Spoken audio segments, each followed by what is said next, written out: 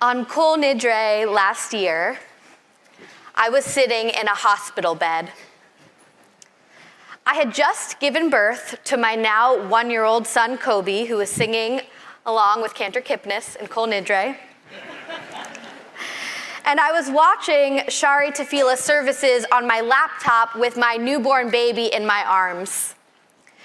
After a very long labor and difficult delivery, I was determined to have some semblance of normalcy on Erev Yom Kippur.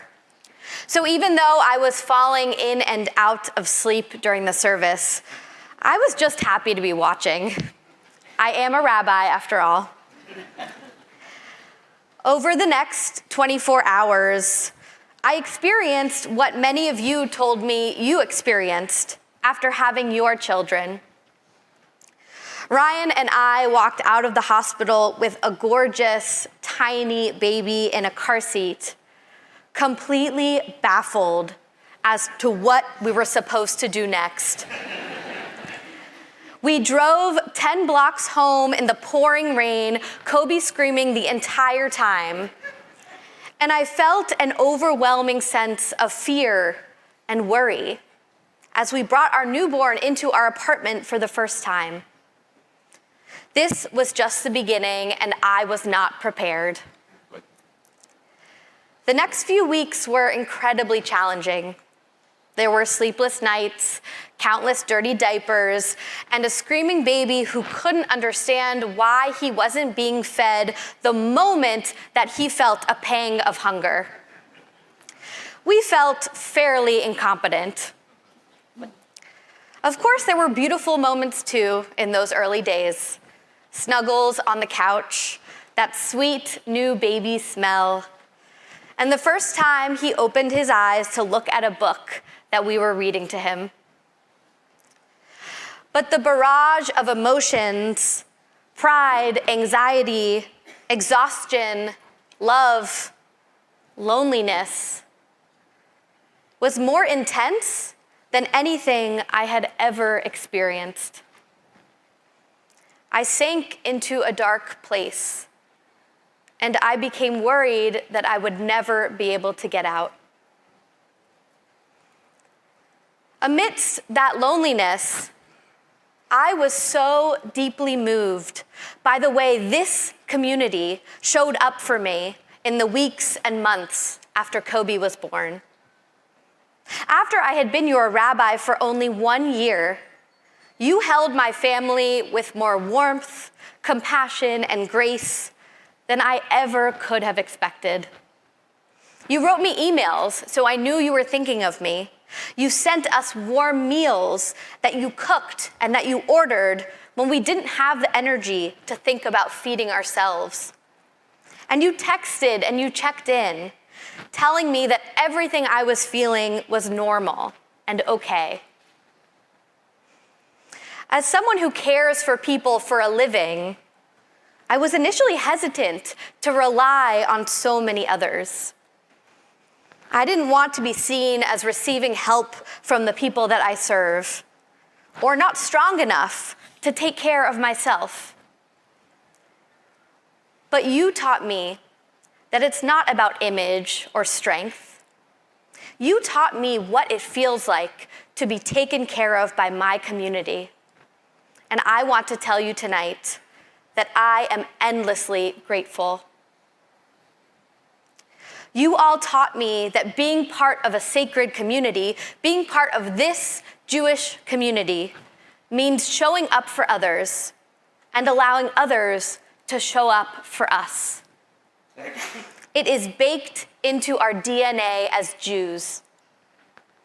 And tonight on Kol Nidre, as we ponder our life's fragility and think about the ways that we hope to better ourselves in this new year, I want each of us to consider the ways that we can engage in this very holy work, the work of showing up for one another.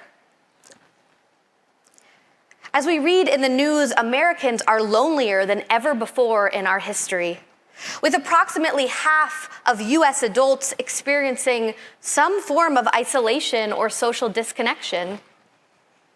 And according to the Surgeon General of the United States, the problem has recently risen to the scale of an epidemic.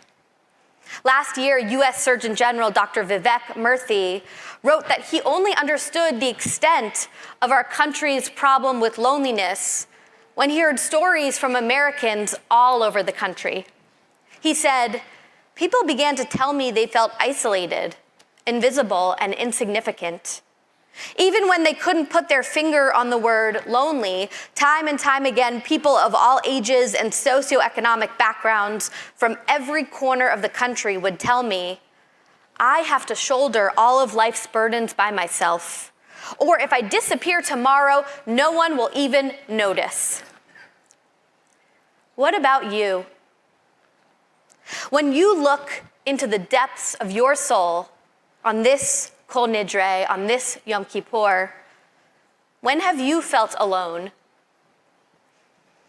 When have you felt disconnected from those around you? When have you wondered if you could do more to reach out, to bring more love, more comfort into the world? If you have felt or you feel alone, you are in good company. But loneliness poses extreme health risks to us as human beings. According to the Surgeon General's advisory, the mortality impact of being socially disconnected is similar to that caused by smoking up to 15 cigarettes a day. Science says that when we are chronically lonely or disconnected from others, we have a higher likelihood of falling into depression or receiving a bad health diagnosis. Science shows that when we don't feel connected to others, whether or not there are people around us, our emotional and physical well-being is at stake. And when we do feel connected to others, we have a greater sense of meaning and purpose in our lives. Our nervous system is better regulated, and we are more likely to make positive lifestyle choices and engage in healthy behaviors. The epidemic of loneliness and social disconnection in our country is clearly a public health crisis. The data make it clear that we are starting to live more isolated lives. And we human beings are not meant to live our lives alone. And thousands of years before social scientists published these findings, our ancestors said the exact same thing. At its very core, Judaism is about connection. It is about how we come together in the good and the bad. It is about how we treat one another, our siblings and strangers alike. It is about defining who we are in relation to the larger picture, the larger vision, the larger people. In the beginning of the Torah, which we will read again in just a few weeks on Simchat Torah, God creates the world out of an earth that was tohu vavohu, unformed and void. At the end of the first day, God reflects that this new creation is tov, good.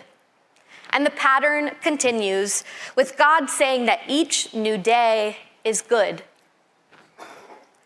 However, once God creates the first human and sees that this human is alone, God has a different reaction. Lo tov heyot ha'adam levado. It is not good for the human to be alone. In the creation story, the only thing that God deems as not good is the loneliness of humankind. In one of my favorite Mishnah passages, we read, "Don't separate yourself from the community," to which the commentary adds, "but rather share in their troubles." And tonight, as we stand together on Kol Nidre and confess our shortcomings before God, we just said the words of the Ashamnu prayer in the first person plural. Ashamnu, we are at fault. Bagad knew, we betray. Gazal knew, we steal. We personally might not have committed all of these faults ourselves. But in the words of Rabbi David Teutsch, when we say we affirm the standards of our community together. We attest to the fact that we are part of a larger collective and that our actions impact that collective. Our tradition is built around the premise that in order to survive and thrive, in order to be in relationship with God, we must be in relationship and community with others. It is not a nice to have, it is a need to have. Yet even with this ancient wisdom, I have seen so much isolation and loneliness in our own community. I see it in the congregant taking care of their spouse who is struggling with chronic health issues. I see it in the parent who, for the life of them, cannot get their grown children to speak to them. I see it in the congregant who lost a parent, the person who they used to call every day for company and moral support. And I also see loneliness in places where we would not expect. I see it in the new mother who has a beautiful child but cannot understand why she feels so sad and alone. I see it in the congregant who's getting married, excited for the future, but also feeling scared, not knowing who to turn to for support. And I see it in the person who has a large and rambunctious family, but can't get anyone to really, truly listen to them. These feelings of loneliness, of isolation, of longing for connection are so common. So many of us in this sanctuary and on live stream tonight have waded through these waters at some point in our lives. And some of us are knee-deep in them right now. And yet, I wonder, how can we as Jews pull from our ancient tradition and disrupt the narrative that says that human beings must always feel this way? While there has been much talk in recent years about the decline of synagogue life around the world, there is one thing that a synagogue, at its best, does better than any other institution. A synagogue combats social disconnection by creating a community where people are encouraged and expected to show up for one another during the good days, the bad days, and all the days in between. This community, Temple Shari Tefillah, has been a place of such comfort to so many of you here tonight. One person in our community told me that during the COVID pandemic, she and another congregant kept each other company by regularly meeting in her garden for dinner and attending Zoom programs together. It was good knowing that someone was nearby with whom we could text and email and walk with, she told me. Neither of us ever felt lonely or alone. Another member shared how celebrated he felt when his children became B'nai Mitzvah at the synagogue, and how later this community rallied around him when he went through a life-changing loss. One congregant said that when they were in the hospital recovering from multiple surgeries, friends from Shari Tefillah called, checked in, and even visited on a Friday afternoon with a challah to help usher in Shabbat. This is precisely what being part of sacred community is about, this person told me. And it made me feel cared for in a way that is not easy to describe. This feeling of being cared for by the community inspired this person to show up years later for someone else who was recovering from surgery, feeling isolated and alone. Another person told me how moved and thankful she was when people showed up to a Shabbat morning service just to make a minyan of 10 Jews so she could say Kaddish for her mother. And as I shared earlier, this community has been a source of comfort for me and for my family. Of course, so many of you are already deeply engaged and showing up for others. We're so grateful. You are the foundation of this community, the fabric that weaves its way around us, holding us up and wrapping us in your warm embrace. And for those who are not engaged or want to do more, to be more, there are so many options for you. You can be a member of the caring committee, making Shiva calls to houses of mourning and visits to homebound elders in our community. And when you could use a visit, you can say yes when someone calls. You can participate in Hineni, a soon-to-be-launched synagogue initiative that will connect congregants trained in being a companion with someone who has recently experienced a death in their family. You can attend B'nai Mitzvah and baby namings, celebrating the new links in the chain of tradition in our community. And you can say yes when someone offers to attend or help you with the celebration. You can send meals to new parents who are adjusting to life with a newborn and offer walks and phone calls when they're ready. You can introduce yourself to people that you don't recognize, and you can reconnect with old friends in this sanctuary that you haven't seen for some time. And this might be the lowest hanging fruit. You can respond to the life cycle emails that we all get as members of Temple Shari Tefillah. Whether someone is celebrating a new birth or mourning a death, we give you people's contact information for a reason. Reach out. It will mean the world. The work that we do here as a synagogue community will not end the loneliness epidemic in our country. But when we show up for one another and allow others to show up for us, we inherently become more connected and less isolated. Our hearts soften, our capacity for empathy expands, and we bring more meaning and purpose into our lives. In this divisive and hostile world, many of us, including myself, are wondering, what does it mean to be Jewish today?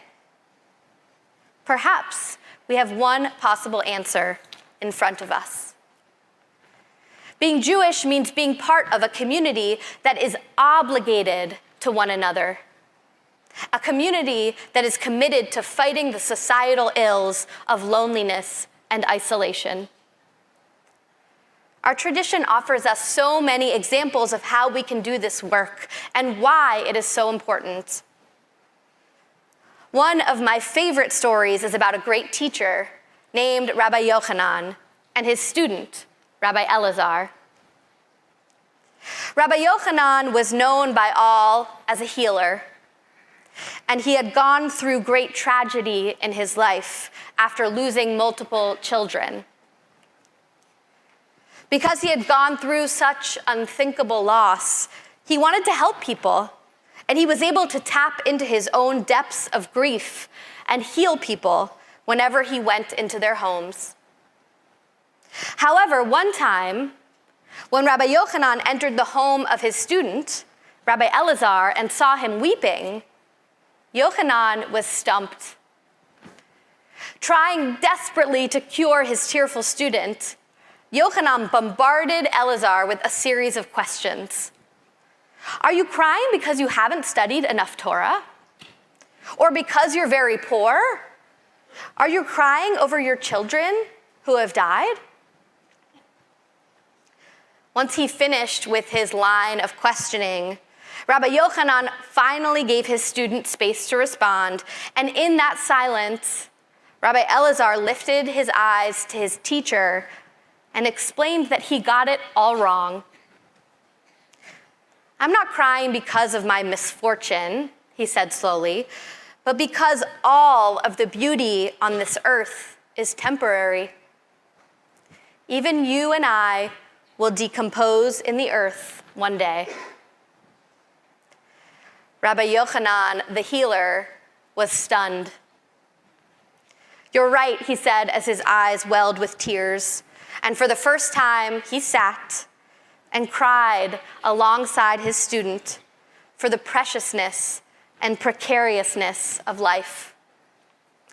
And only then, once Rabbi Yochanan cried with Rabbi Elazar and truly understood his student's pain, could he take the man's hand, stand him up, and heal him like the others. There are two lessons that I think we can learn from this beautiful story. The first, that we can be like Rabbi Yochanan. When we wish to show up for others, sometimes all we need to do is sit and cry together. Sitting with someone and affirming their humanity is healing work. When someone is struggling, instead of offering solutions or trying to fix the problem, we can tap into our own depths of grief. In the words of author Brené Brown, we can climb into the hole with the other person and say, I've been here before, and I will be with you now as you go through it. And the second lesson, we can be like Rabbi Elazar. It's not easy to accept support. It goes against society's expectation that we can and we should pull ourselves up by our bootstraps. It's not easy to admit that we feel alone. I know it wasn't easy for me. But when we invite other people into our lives for the celebrations and the struggles, we realize that we are not and we never were in it alone. As we begin this new year, we have the incredible opportunity to recommit ourselves to living Jewishly by opting in to community. It is up to us to follow the words of our sages, Kol Yisrael Arevim Zeh Bazeh. The people of Israel are obligated to one another. Starting within the walls of this synagogue, we have the potential to chip away at the loneliness and disconnection that our entire society is suffering from. We have the potential to transform each other's lives and make this big city feel just a little bit smaller. Whether it's showing up for someone or allowing others to show up for you, I hope you will take the leap and say yes with me. In this new year, please don't allow yourself to be alone. After all, as God teaches us in the Torah, it's not good for human beings to be alone. Gamar Chatima Tova, may you be inscribed for good and connection in the book of life.